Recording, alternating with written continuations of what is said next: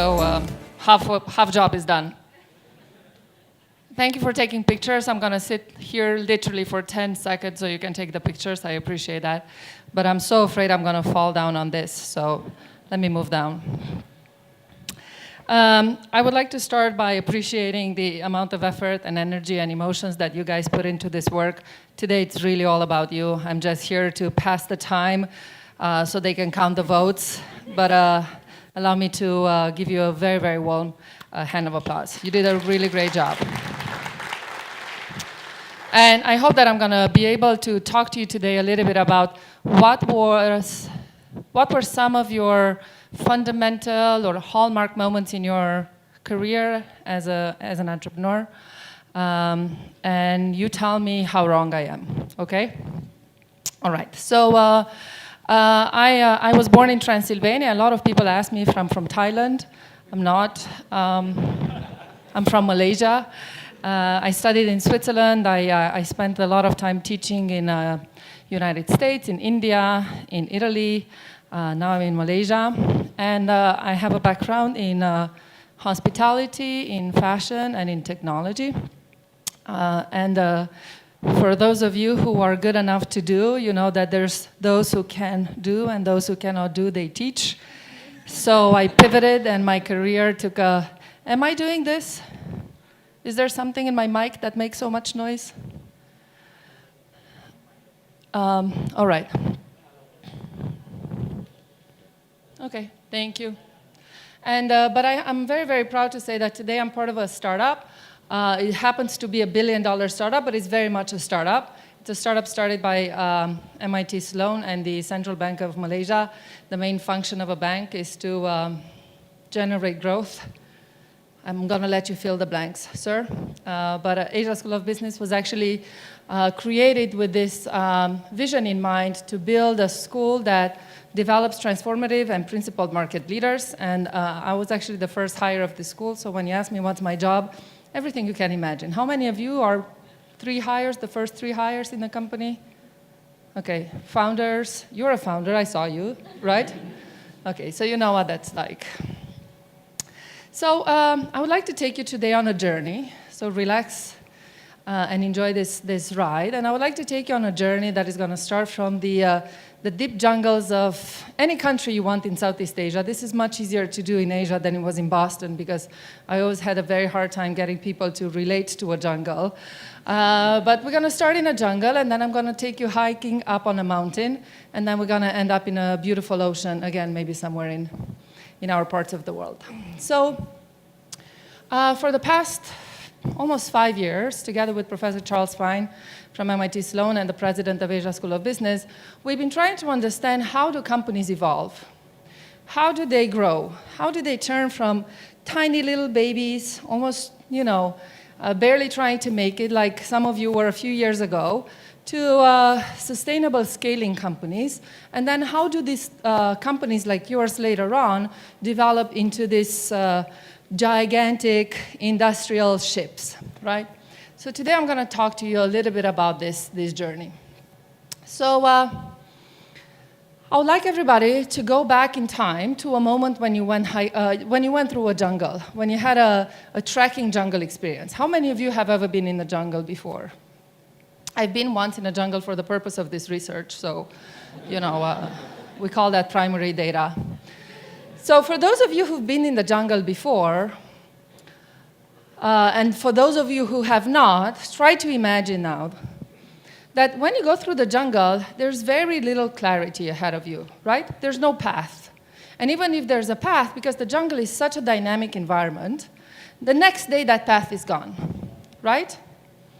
And also, I want you to think about how far ahead can you see in the jungle?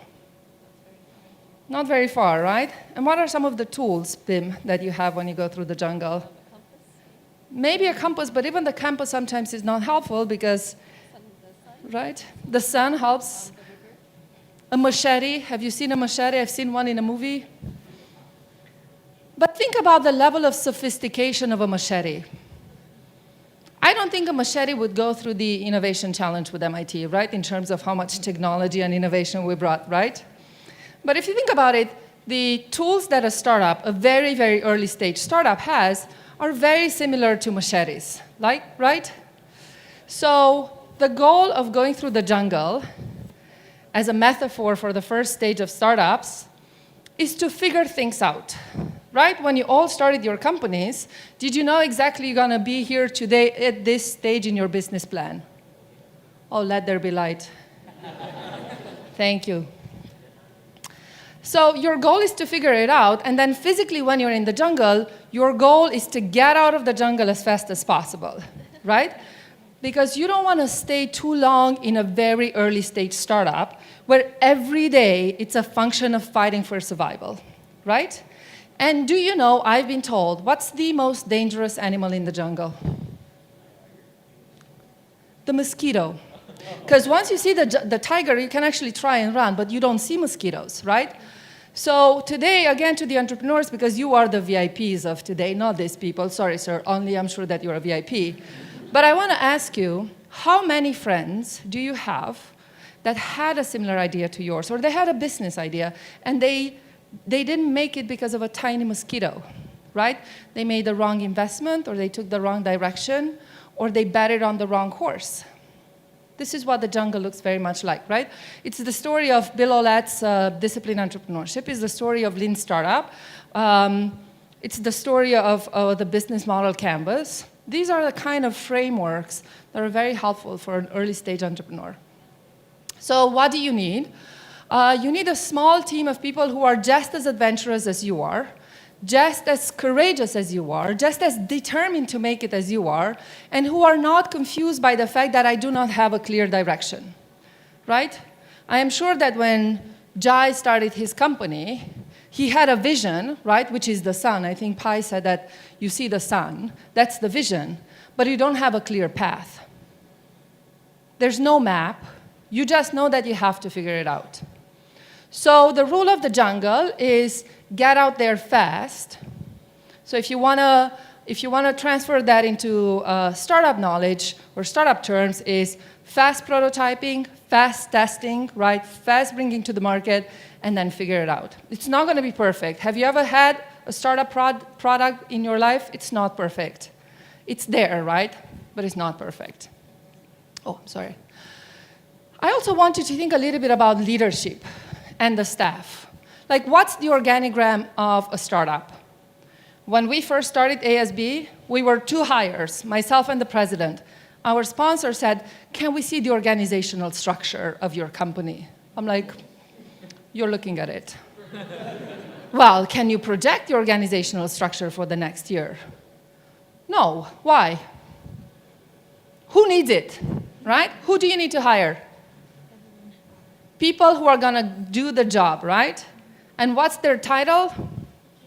Who cares, exactly? Who cares? What am I going to care about? What the title is? So this is a little bit what it looks like, right? Everybody's doing everything. You see a problem, you own a problem, right? People don't fight over problems because there's so many to solve, right? People don't want titles. What am I? Chief Innovation Officer. And also I set up printers, and also I have to buy coffee, and also I have to go and negotiate for a deal, and also I have to clean the space at the end of the day because we don't have a cleaner, right? But hey, I am the Chief Innovation Officer. And also, I want to go back for a second. I want you to think a little bit of kind of leader do you need to have in an early stage startup, in a jungle, right? The kind of leader that you need in this, that's one of our bosses, by the way. We also have female in the company. Actually, we're 65% women, so I put this just because the men feel highly, highly underrepresented at ASB. So I thought, for once, let's give the men what they deserve, a place on the presentation, right? But if you think about the kind of leader that you have to be, what's your name? Sebastian, right? So Sebastian, you're the founder of the company, right? And you are? Tamanda. And how long in the company did you join?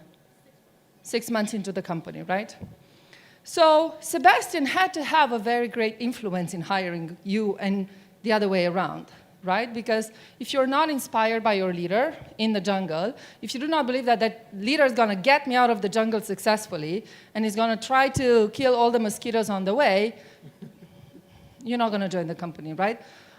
Who had the benefits? The company with the all right. Am I going to join a startup because of the benefits? No. What are the benefits of a startup? We're going to have fun, right? We're going to have fun, people. We're going to work 24/7 a day. What's the retirement plan in a startup? Well, if we make it by the end of next week, you know. So let's assume that we successfully left the jungle, right? And now we are scaling. For the purpose of this research, I went hiking once. I do not like nature very much, but it's funny that I'm using it as a metaphor for my research. I like this. I like Jack Kerouac's comment. It's time to climb that mountain. We left the jungle. We see it behind us, and as we come out of the jungle, we see the beginning of a mountain. Now, what is the main difference if you think about the mountain and the jungle? A path, right? Somebody said it. There's a path. And that means that somebody else has been there before you. I heard 3 businesses almost identical today. Why? It's very hard to be 100% innovative, right? Somebody else came up with a similar story, with a similar path, with a similar model, right? But one of the things that I want to tell you is, so Bill Olet said this, the same behavior that made you successful in the jungle can be the behavior that is going to destroy you or kill you once you start hiking up that mountain. And why? Because in the jungle, the rules are very different. But once you start hiking, the environment changes, the team changes, the dynamic change.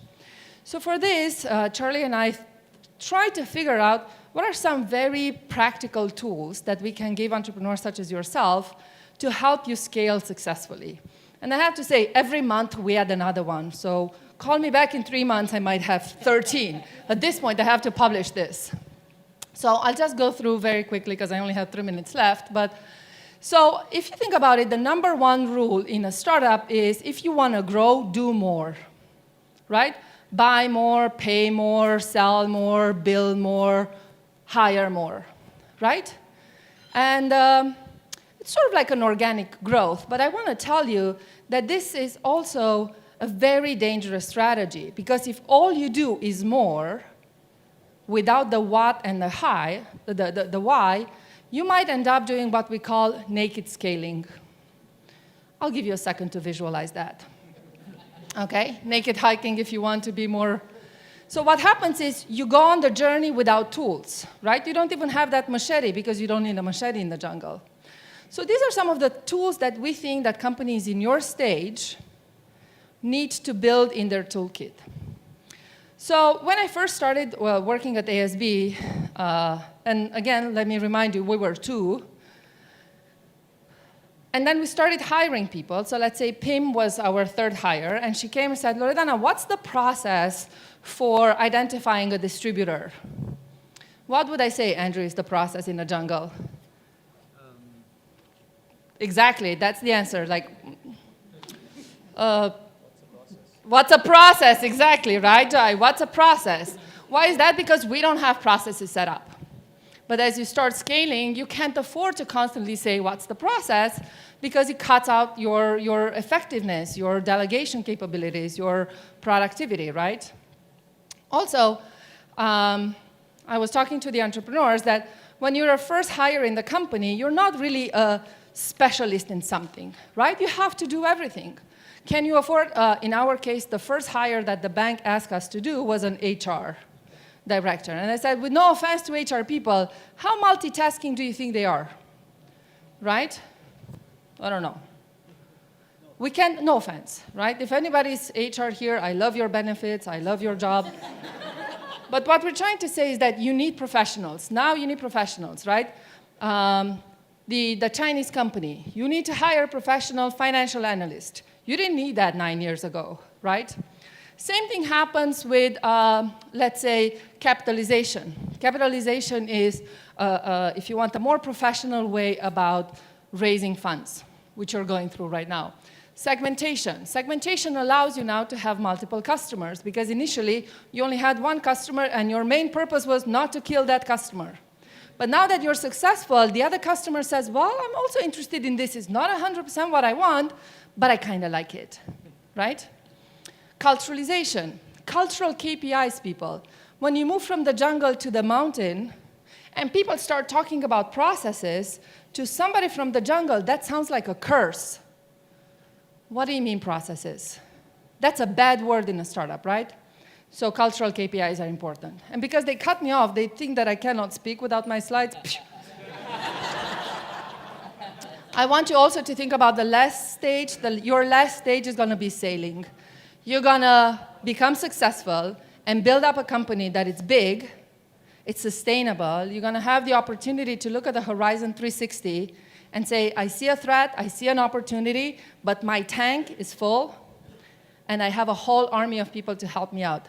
But if you think about it, you also guarantee that you're going to be slower, right? A little bit more rigid, because if Tim now is running a gigantic ship, he cannot move as fast as AJ if he's still in the jungle, all right?